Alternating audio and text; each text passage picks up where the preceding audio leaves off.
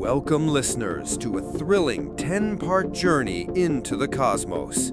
Prepare for a sci-fi epic filled with action, suspense, unexpected twists, and a blossoming connection. Our story begins with Jaxen Vane, a former star pilot haunted by his past, who receives a desperate call that pulls him back into the dangers of deep space.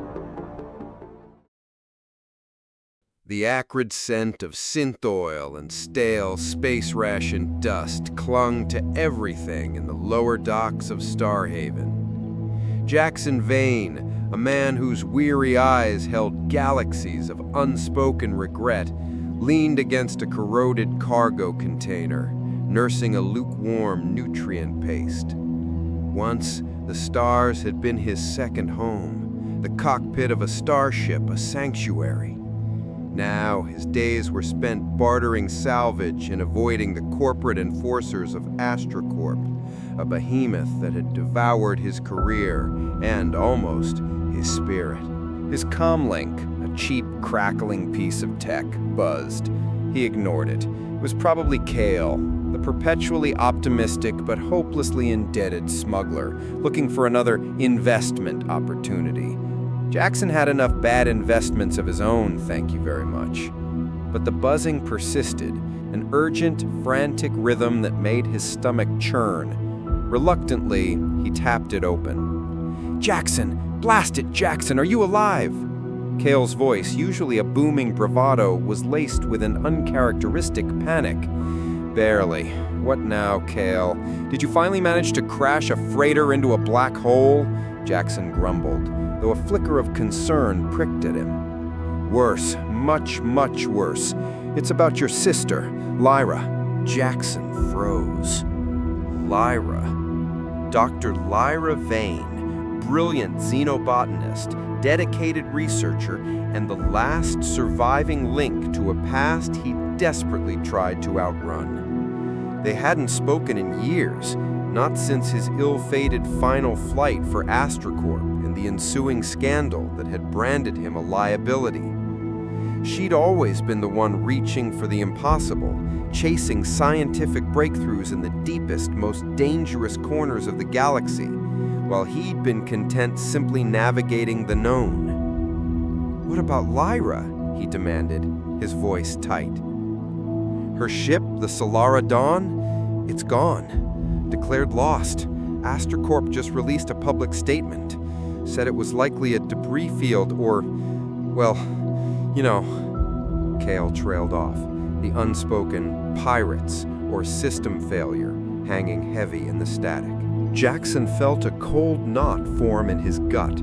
The Lyra Dawn was AstraCorp's premier deep space research vessel, a marvel of biodomes and advanced sensor arrays designed for long-term interstellar expeditions.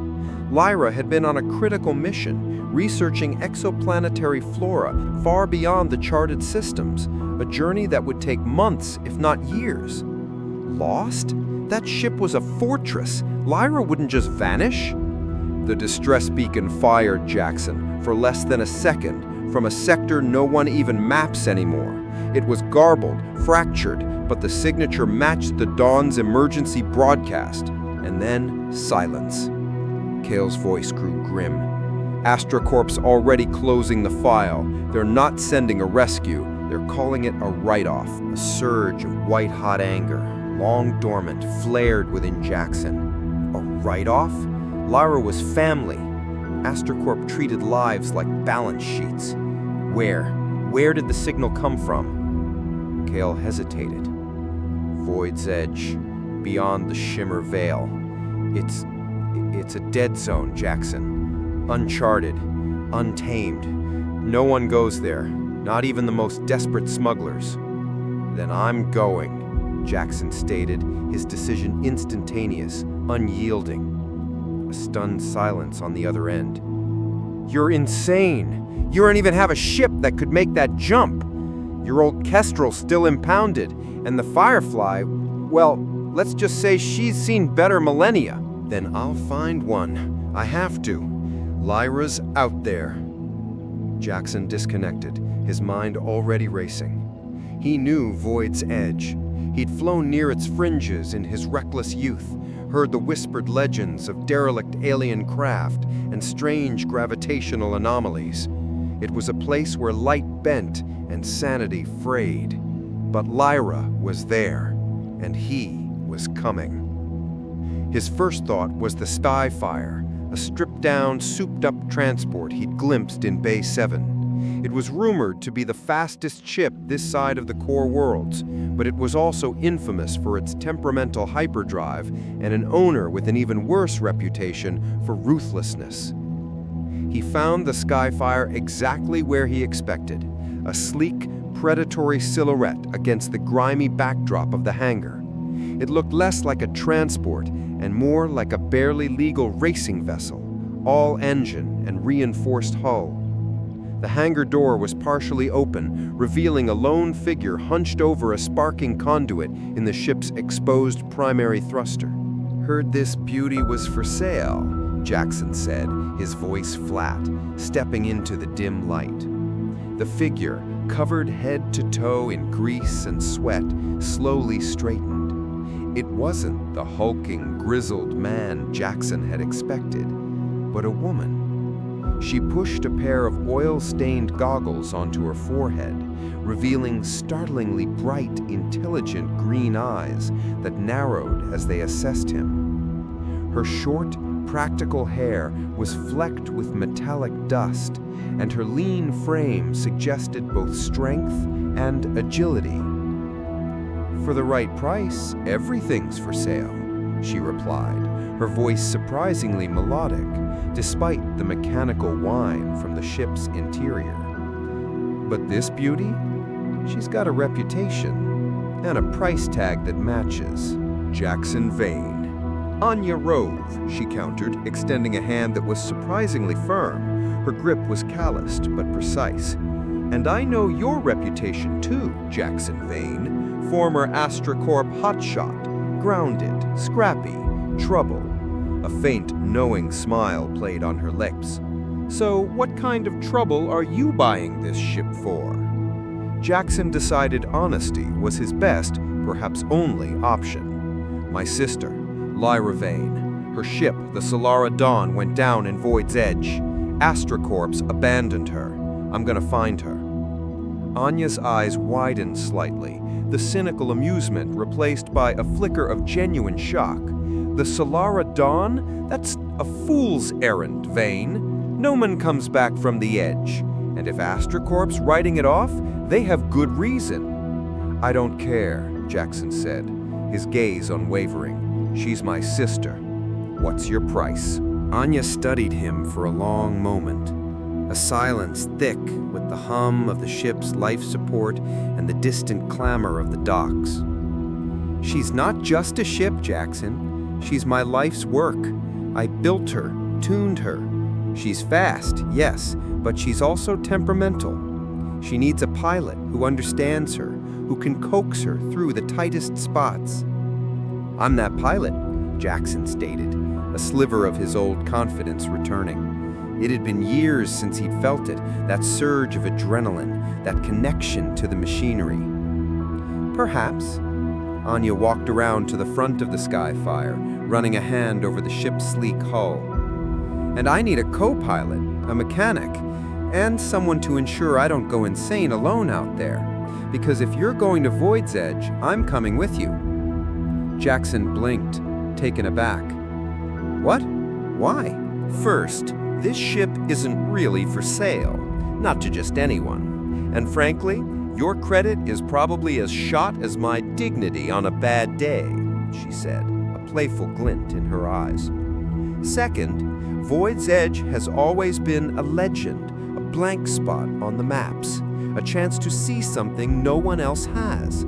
And third," she paused, her gaze meeting his, a newfound seriousness in her expression.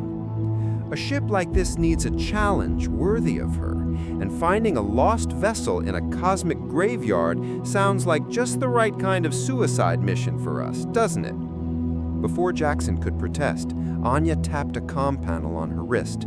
"Kale, you listening, you old space rat? Get us a jump drive matrix and a full tank of hyperfuel. We're going on an unscheduled scenic tour of Void's Edge." Kale's voice, now a triumphant squeal, blasted from the panel. "I knew it! I knew you had a death wish, Jaxen! On it! And don't worry about the credit. I'll figure something out. Consider it a down payment on the epic story you're gonna tell me when you get back." Anya rolled her eyes. "He's enthusiastic," she muttered. "We're delusional," Jaxen countered. A faint smile touched his lips for the first time in days. He looked at the Skyfire, then back at Anya. She was a whirlwind of pragmatic energy, a stark contrast to his own brooding silence. He realized with a jolt that he hadn't planned on anyone accompanying him. He'd envisioned a solitary, desperate quest. Now he had an unpredictable, sharp-witted mechanic with an insane sense of adventure. It was either the worst idea he'd ever had, or the only one that made sense. "All right, Anya," Jaxen said, a spark of the old fire rekindling in his eyes. "Let's find my sister." Within hours, the Skyfire was prepped. Kale, true to his word, had scrounged up the necessary supplies, likely by calling in every favor and debt he could think of. The hangar echoed with the whirring of the ship's charging systems, the scent of ozone now mixing with the synth oil. Anya moved with practiced efficiency, running diagnostics, checking every panel, every conduit. Jaxen watched her, impressed despite himself. She clearly knew this ship intimately. "You really built this?" he asked, walking up to her as she tightened a final plasma coil. "Every rivet, every circuit. She's got some unconventional modifications," Anya said, wiping her hands on a grease-stained rag. "Like the jump drive, it's experimental, pushes the limits of known hyperdimensional physics, which means we're going to hit our destination faster than anyone else, or we're going to end up as a molecular smear across 3 parsecs. Jaxen chuckled, a dry, rusty sound. "Always good to have options." "That's the spirit." Anya grinned, a genuine, infectious smile that brightened her features. "All right, pilot, time to see if you still have what it takes, or if AstraCorp truly broke you." As the last of the hangar doors slid open, revealing the twinkling expanse of the Starhaven starfield, Jaxen felt a familiar thrill. The console of the Skyfire felt right under his hands, the controls intuitive, a natural extension of his will. Anya settled into the co-pilot seat, her fingers already dancing over the navigation console. "Coordinates locked for Void's Edge," she announced, her voice calm and professional. "Long jump. Prepare for hyper-transition." Jaxen gripped the yoke. The Skyfire's engines thrummed, a deep, resonant growl that vibrated through the deck plates. AstraCorp had taken his ship, his reputation, his peace, but they hadn't taken his ability to fly. Not entirely, and they certainly hadn't taken his sister. "Engaging hyperdrive," Jaxen murmured. And with a guttural roar, the Skyfire lunged forward, the stars outside stretching into impossibly long, shimmering streaks of light. The familiar, disorienting sensation of hypertransition enveloped them, the universe warping and twisting into a kaleidoscope of impossible colors. He was going to find Lyra, and he had a feeling this wouldn't be just a rescue mission. This was just the beginning. Jaxen has found an unlikely ally in Anya Rove, and together they're plunging headfirst into the unknown. What terrors and wonders await them in Void's Edge? Tune in next time for Part 2, Into the Void's Edge, to find out.